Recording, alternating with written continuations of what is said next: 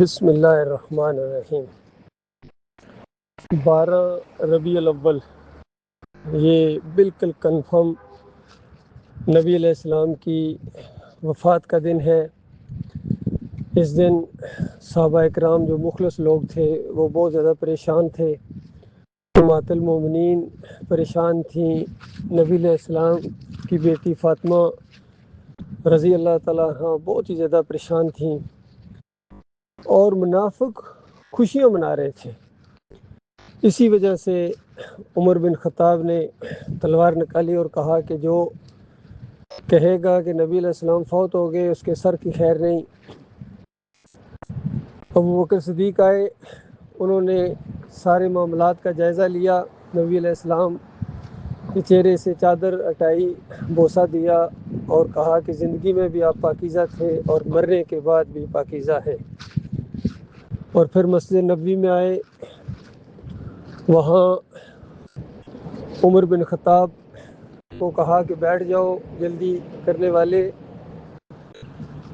وہ ذرا غم سے نڈال تھے، نہ بیٹھے۔ تو ابو بکر صدیق نے خطبہ دیا، الا من کان منکم یعبد محمد فإن محمد قد مات۔ سن لو کہ جو تم میں سے محمد صلی اللہ علیہ وآلہ وسلم کی بندگی کرتا تھا اس کو معلوم ہونا چاہیے کہ آج نبی علیہ السلام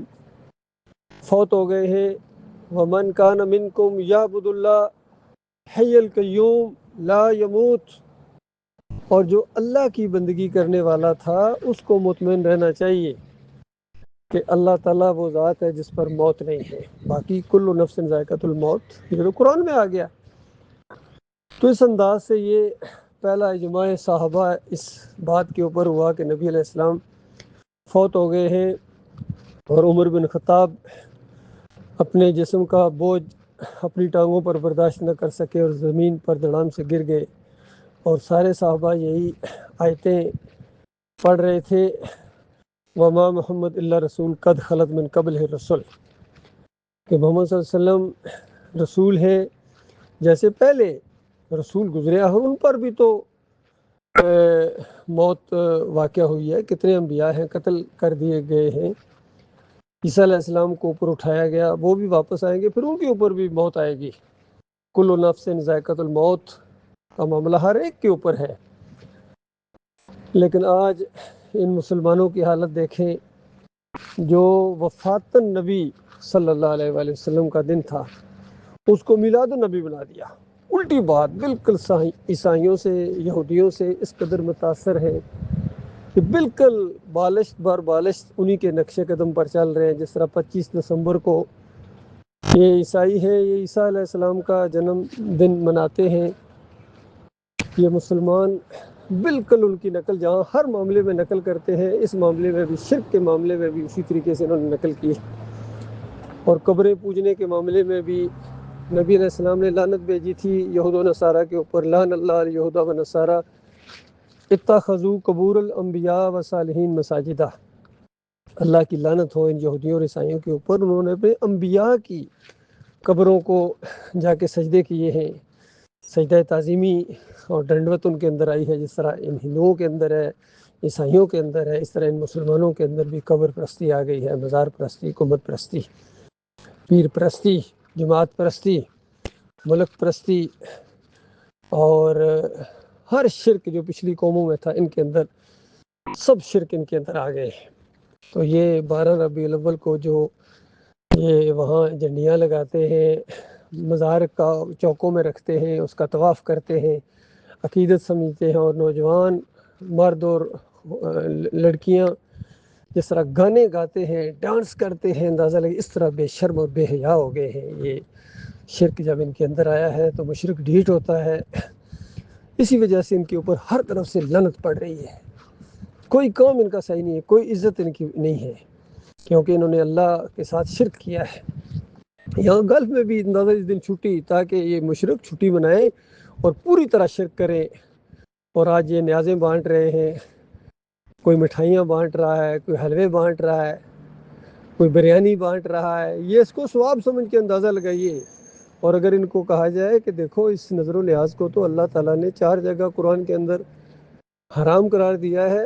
اور اسی ترتیب کے ساتھ آیا انما حرم علیکم المیتۃ والدم ولحم الخنزیر وما اہل بہ لغیر اللہ، یہ مردار حرام ہے، بہتا ہوا لہو حرام ہے،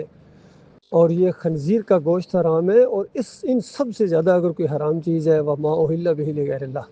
اللہ کے علاوہ دوسروں کی یہ نظر و نیاز، جس کے اندر یہ 11ویں بھی آتی ہے، یہ 12ویں میلاد کی مٹھائیاں بھی آتی ہیں، 10 محرم کے شربت آتے ہیں، مزاروں پر چڑھاوے پنڈارے، بکرے چھترے ذبح کرنا مزاروں کے اوپر،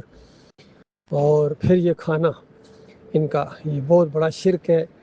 اور ناقابل معافی جرم ہے۔ تو اندازہ لگائیے ان کے اوپر کیا بیتتی ہوگی جب ان کو کہا جائے یہ تم ثواب سمجھ کے کر رہے ہو، یہ تو بہت بڑا جرم ہے، بہت بڑا شرک ہے، تو ان کے اوپر کیا بیتتی ہوگی۔ اللہ ہی جس کو چاہے اس کا دل کھول دے، ہدایت دے۔ ہم بھی پہلے کرتے رہے، اللہ تعالیٰ ہمیں معاف کرے۔ جب یہ بات بالکل صاف ہو گئی کہ یہ تو قرآن کا انکار ہے، نبی علیہ السلام کی پوری زندگی کا انکار ہے، ایک مرتبہ بھی نبی علیہ السلام نے اپنی برتھ ڈے نہیں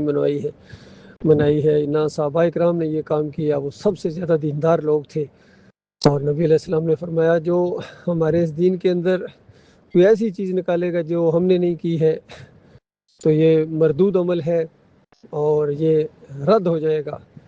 یہ معاملہ ہے، صحابہ کرام کی پوری زندگیاں گزری ہیں، کسی نے ایک کے خیال نہیں آیا یہ معاملہ کرنے کا، صرف ان مسلمانوں کو، ان ڈسکو مسلمانوں کو اپنے یہ گانے بجانے کے سارے لوازمات کو یہ مولوی اور پیر جو ہے اس طرح دینی رنگ میں یہ انجام دیتے ہیں، یہ خالص شیطان کے ٹولے ہیں، اور ان کی سزا ہمیشہ کی آگ ہے۔ جو اس کو ذرا برابر بھی اس کے ساتھ تعاون کرے گا، ان کے ساتھ خوشیاں منائے گا، وہ نبی علیہ السلام کی وفات کے اوپر خوشیاں منانے والا منافق بھی ہے اور مشرک بھی ہے۔ اللہ تعالیٰ غور و فکر کرنے کی اور ایمان کو سمجھنے اور اس کے اوپر جم جانے کی توفیق عطا فرمائے۔